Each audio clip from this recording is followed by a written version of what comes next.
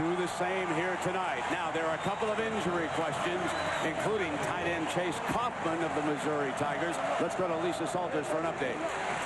Now, I spoke to Chase Kaufman during warm-ups, and he told me that even though he really wants to play, that he doesn't think he's going to be able to because that right ankle, the one that he re-injured last week in Kansas City, is still very sore. On a pain scale of 1 to 10, he says it's about a 5 when he jogs, and it hurts a lot more when he tries to do anything else. Now, the news is better for Oklahoma fans. Defensive end Auston English warmed up with the rest of the team. It looks like he will give it a go tonight. This will be English's first game back since breaking his right ankle earlier this season. You can see that that right ankle will be very, very heavily taped tonight. But Bob Stoops was telling me about an hour ago, he said hopefully once the adrenaline starts flowing, that any lingering soreness that English may feel will be blocked out. Brett? Like having a coach on the field, that's how well he knows this offense. This is what he played at Carroll High School in Southlake. Here comes a blitz. And they call a bubble screen, but well short of the 1st and 10 that time, as this OU defense has been ready. Franklin was the receiver that time, and here you see the big man, Auston English. How will he hold up out on the field right now? Number 33, a lineup at right defensive end. Curtis Lofton, the defensive player of the year. And then in the secondary, folks, they got 2 who made the All-Big 12 team, but the coach says DJ Wolf has had the best year. 3rd down for Daniel and Mizzou. Gets it off. There's their initial 1st and 10 as he's able to fire it downfield. His 2nd completion of the night. Macklin, the receiver. 2nd and 7. Derek Washington checks in as the running back, number 24.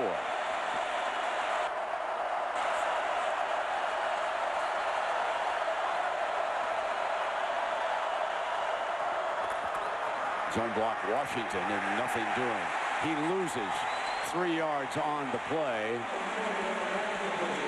Brings up a 3rd down for Daniel. What a great play by Auston English on the backside. Playing with a hairline fracture in his ankle shows that he is not only quick when it comes to rushing Chase Daniel, but he can get physical. And that time dominated the line of scrimmage and forced the ball carrier to bounce it to the outside. And when you bounce it to the outside, there's just too much speed on this Sooner defense. 9.5 sacks for English. He leads the Big 12 in that category. That we'll have at halftime here of the Big 12 championship. Chase Daniel trying to move the Tigers again. Can't find an open receiver. And he has to throw it away. It'll be 2nd down and 10. And the OU defense has been the story of the first half. They have made the difference in this game. Twice they have had to stop Missouri's high-powered offense inside the red zone, and the Tigers have settled for field goals. That'll start to mount. That'll start to add up on an offense. Washington now the running back. Macklin shows end around. Fake to him. Incomplete. He was well covered on that far side as he came around. When you're Jeremy Macklin, I don't care where you go in motion or how you try to hide him, there's always going to be a white jersey trying to follow him. Now, he might not always make the play, as Gary Pinkel tries to come up with unique ways to get the ball to Jeremy Macklin. It's going to become tougher and tougher to do, and they're going to have to find other receivers to try to get the ball downfield against Oklahoma. Coach, what about you? Well, I've always been a fan of yours, Brent, and I wanted to someday work with you, and here's my dream is coming true. It's great to have him along with his 3rd and 11. Pressure, running right. And a reception going down was Franklin. Got it. 1st and 10 on the catch, working against Smith. Nice work by William Franklin. And nice work by Chase Daniel. I thought he might think about early running the football, but Oklahoma thought the same thing. They brought pressure up the middle. Daniel gets to the outside, has the ability to get on the move, and then a great throw away from the defender where Franklin can go down and make the catch. Terrific difference that Auston English, number 33, makes in the game. You saw him come free on that replay. Stands and delivers. Macklin, and he is across the 5-yard line. Now the clock. Jeremy Macklin picks up huge yards. Play fake, move the pocket to the right, in trouble, and sacked brilliantly by Jeremy Beal. What a fine tackle that was by 4-4.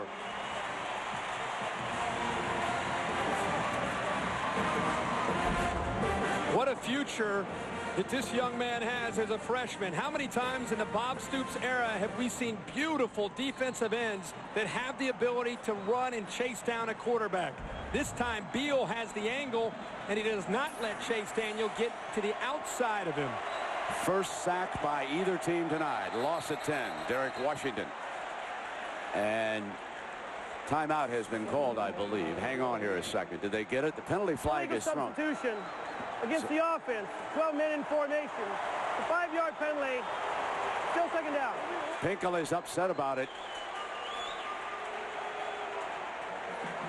Last week he had an illegal substitution, and he agreed after looking at the tape that they were wrong, that they didn't get a man inside the letters. So after the penalty, the ball back on the 40-yard line, they have to get to the 15 for a 1st and 10. This is 2nd and 25.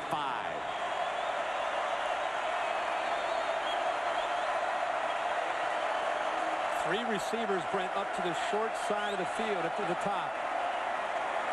Rush 4. Pocket collapses. Daniel made the most of it for a yard or two. Jeremy Beal again applying heat.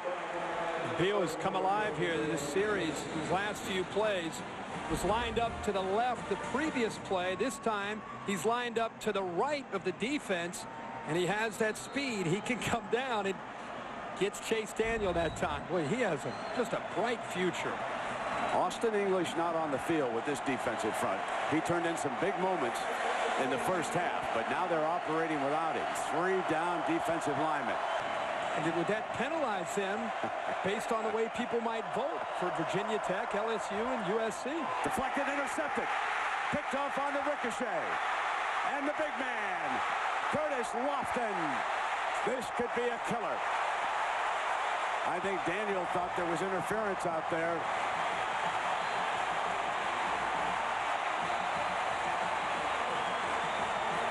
Remember, it was Curtis Lofton in the first game against Missouri who had a big play, a 12-yard fumble recovery for a touchdown. This time, it's off a tip pass by Martin Rucker, and he almost takes it to the house again.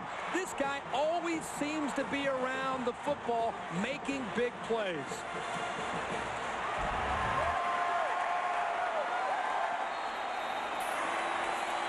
Curtis Lofton, 3 for a loss, the interception. And again, if you look for Rucker, 82 because of the size. It's off to the left, the inside. We better hope it's an eternity. Chase Daniel, end zone this time. Touchdown, Mizzou. What a big moment, folks, this is for Missouri, the #1 team in the nation, reeling. And with time running down, they finally score a touchdown and don't settle for a field goal. What a way to go into the intermission. You want to get to the national championship game? You're playing for the right to get to the national championship. You're in your conference championship. You get down 14-6, and you have to show the ability to answer, and that's what they did. Is it too early, Mr. Herbstreit, to go for 2? I'd like to see a team kick the extra point. I think it's too early. There's going to be a lot of points scored in this game. Yeah, you don't want to be chasing it, man. And Wolford is such a good kicker. It's a gamble. A lot of guys will say, don't take it if you don't have to. But let's see what happens. They can make it double. Reverse the throw from Macklin. Oh, yes. What a great call to go for 2. How good was that? Oh. Rucker around. You know what? Smile on the coach's face. You know, he doesn't back away. Brent, they caught him twice in the game in Norman on the double reverse. This time they go double reverse.